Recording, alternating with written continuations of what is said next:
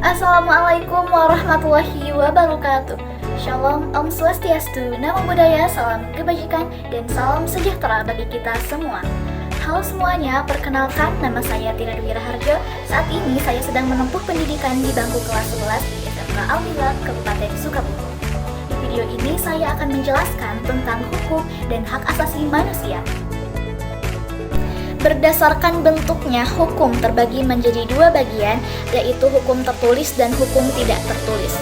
Hukum tertulis adalah hukum yang dicantumkan dalam perundang-undangan.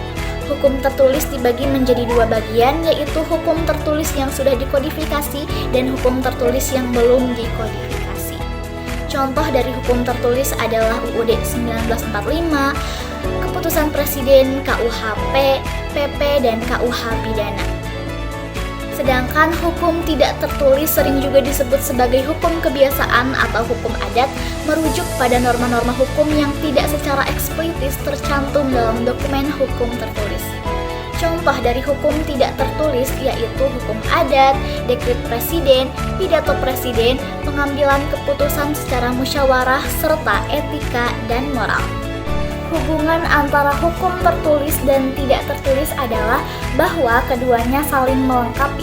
Hukum tertulis memberikan kerangka hukum yang lebih jelas, sementara hukum tidak tertulis menggambarkan nilai-nilai dan norma yang mengikat masyarakat secara lebih luas. Keduanya berperan aktif dalam memastikan keadilan dan ketertiban dalam masyarakat. Menurut Kamus Besar Bahasa Indonesia, hukum adalah peraturan atau adat yang secara resmi dianggap mengikat yang dikukuhkan oleh penguasa atau pemerintah. Dikutip dari buku Pengantar Ilmu Hukum oleh Tami Rusli, berikut pengertian hukum menurut para ahli. Yang pertama, menurut Mr. I.M. Rusli, hukum adalah semua aturan yang mengandung pertimbangan kesusilaan ditujukan kepada tingkah laku manusia dalam masyarakat dan yang menjadi pedoman bagi penguasa-penguasa negara dalam menjalankan tugasnya. Sedangkan menurut S.M. Amin, hukum adalah kumpulan peraturan-peraturan yang terdiri dari norma dan sanksi-sanksi. Fungsi hukum dalam kehidupan bermasyarakat adalah memberikan jaminan kepada kehidupan masyarakat agar tercipta suatu keadilan, keamanan, dan ketertiban. 3 contoh penerapan hukum dalam kehidupan sehari-hari. Yang pertama, setiap orang wajib menaati rambu lalu lintas. Yang kedua, setiap siswa wajib memakai seragam sekolah dengan atribut lengkap. Dan yang ketiga, setiap warga Indonesia wajib membayar pajak. Menurut Undang-Undang Nomor 39 Tahun 1999, hak asasi manusia adalah seperangkat hak yang melekat pada harkat dan keberadaan manusia sebagai makhluk Tuhan yang Maha Esa dan merupakan anugerahnya yang wajib dihormati, dijunjung tinggi dan dilindungi oleh negara, hukum, pemerintah, dan setiap orang demi kehormatan dan perlindungan harkat dan martabat manusia. John Locke menyatakan bahwa hak asasi merupakan suatu hal-hal yang diberikan Tuhan untuk manusia yang terdiri dari hak persamaan dan kebebasan serta hak untuk mempertahankan hidup dan untuk melindungi harta benda yang dimilikinya. Berikut ini merupakan beberapa contoh dari kasus pelanggaran HAM yang terjadi di Indonesia. Yang pertama yaitu pemberontakan PKI yang terjadi pada tahun 1965 sampai dengan 1966, tepatnya pada tanggal 30 September tahun 1965 yang dikenal dengan sebutan G30S PKI. Yang kedua yaitu penculikan aktivis pada tahun 1997 sampai dengan 1998.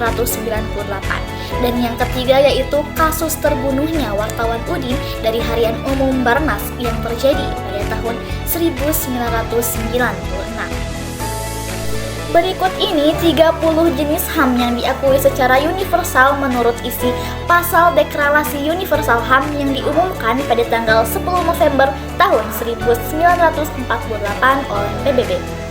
Yang pertama, kebebasan dan kesetaraan. Yang kedua, HAM untuk semua, hak asasi atas hidup, keamanan dan kebebasan, hak untuk bebas dari perbudakan, hak untuk bebas dari tindak penyiksaan, hak atas kesetaraan di mata hukum, hak akses terhadap hukum, hak mendapat pendampingan hukum, hak dari penahanan yang tidak sesuai dengan hukum, hak diadili secara adil dan terbuka, tidak bersalah hingga terbukti bersalah, hak atas privasi, bebas berpindah tempat, berhak mendapatkan perlindungan, hak atas kewarganegaraan, HAM tidak bisa dihilangkan dan diganggu gugat, tanggung jawab terhadap masyarakat tempatnya berada, tatanan sosial dan internasional, hak menikmati kebudayaan dan menciptakan karya, hak mendapatkan pendidikan, hak jaminan kesehatan, hak istirahat, berhak atas pekerjaan dan mendirikan serikat pekerja, hak mendapat jaminan sosial, berpartisipasi dalam demokrasi, kebebasan berkumpul secara damai, kebebasan berekspresi, hak memeluk agama, hak atas properti pribadi,